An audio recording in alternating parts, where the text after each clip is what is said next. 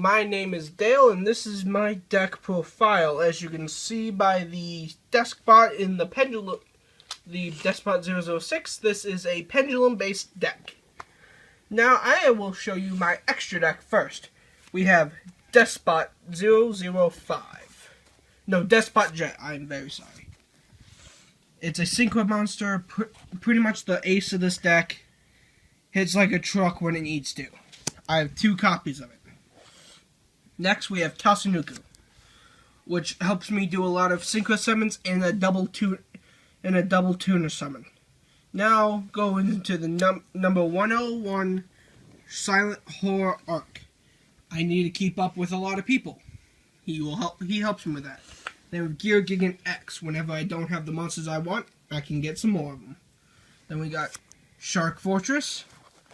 Very good card. Allows me to dodge a lot of damage and all that. Then we got number 39 Utopia. Again, good dodger damage. Doesn't allow me to hit. Number 14 for all them OG players that likes to play that magical cylinder. I ain't getting hit. Alright, that's just a little bit of the deck profile.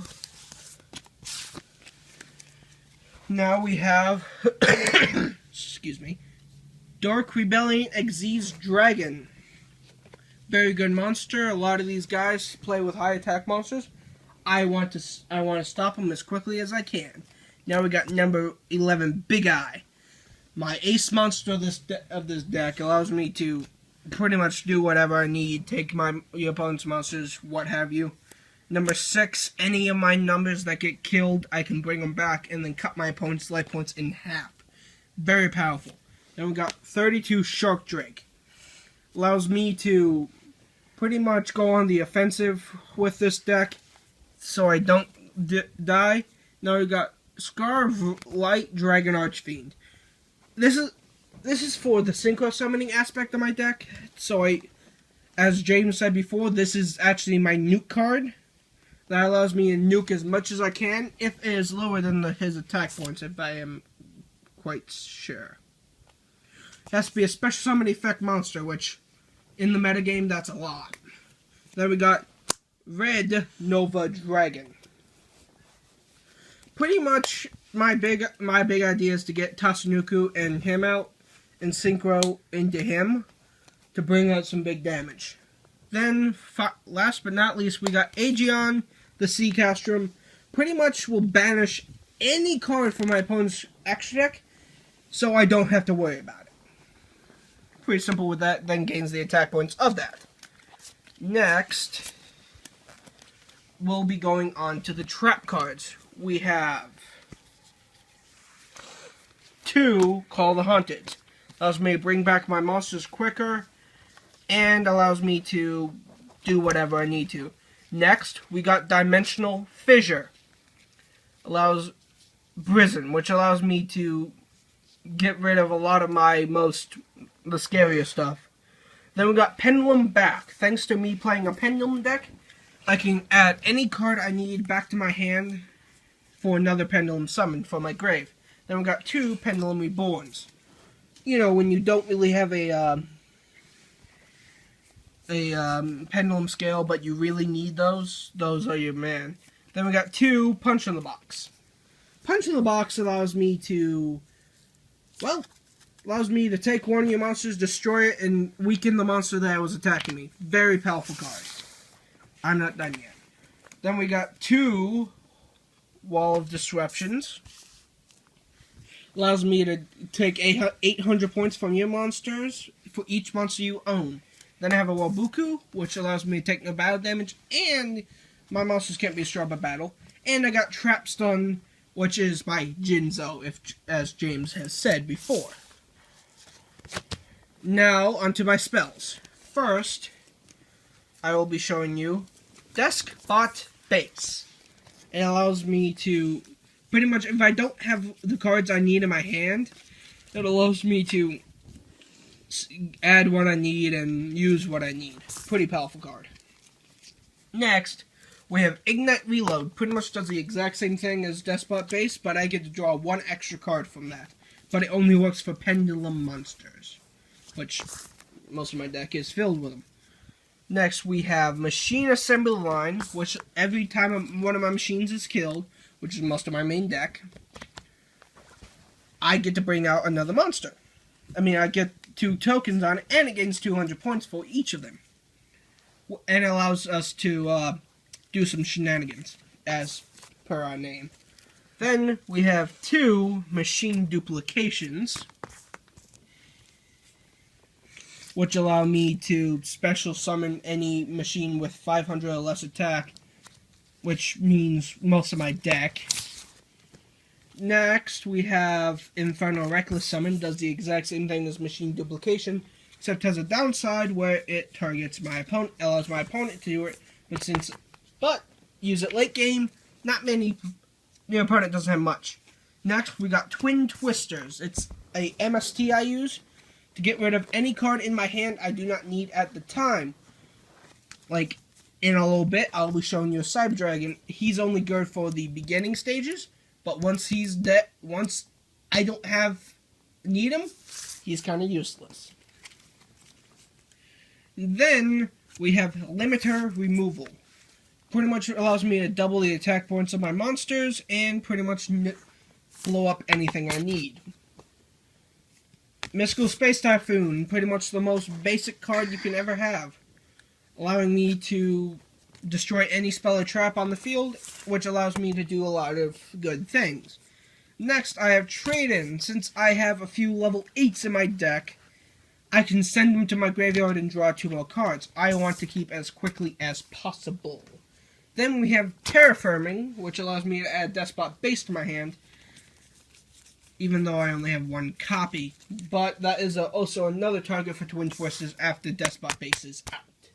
Next, we have the normal monsters in my deck. Now, that does not mean they're normal type monsters, they just mean they're not pendulum monsters. First monster we'll show you is number Deskbot 001. I have 3 copies of these. All 3 of them are tuners, allowing me to power up my Red Nova Dragon I showed earlier. And allows me to do a lot of shenanigans. Next, I have 3 copies of Deskbot 002. Allows me to, if Special Summon allows me to grab any Deskbot to my hand that is possible, allowing me to perform add any of the monsters I need for Synchros, Xyz, or Fusion summons. Mostly Xyz and Fusions. Then we got Deskbot 003. Allows me to special summon a copy, any Deskbot I need when he's normal summoned, which most of the time you want to normal summon him as opposed to other means of summoning. Gives me 500 points for each. Then we got Deskbot 4. He is my baby of the deck, allowing me to perform a lot of needed powerhouse moves and allowing me to also summon that Shark Drake I showed earlier. Powerful monster. Then we have 2 giant rats.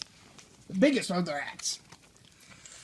Pretty much, my deck is very slow if you do not get the copies you need. This guy allows me to get the copies I need. Next, we have a Cyber Dragon. Pretty much the most splashed machine-type monster in the deck, and all his job is to do is summon first. I got 2 frontline observers, which allow me to add pendulum monsters to my hand for needed pendulum summons at the end of the turn. Then, I have Swift's Scarecrow, which allows me to negate direct attacks that I don't want to hit. Pretty powerful card. Next, we have Obelisk the Tormentor. Since this is a swarm deck, I pretty much can summon a lot of monsters very quickly. And he is no exception.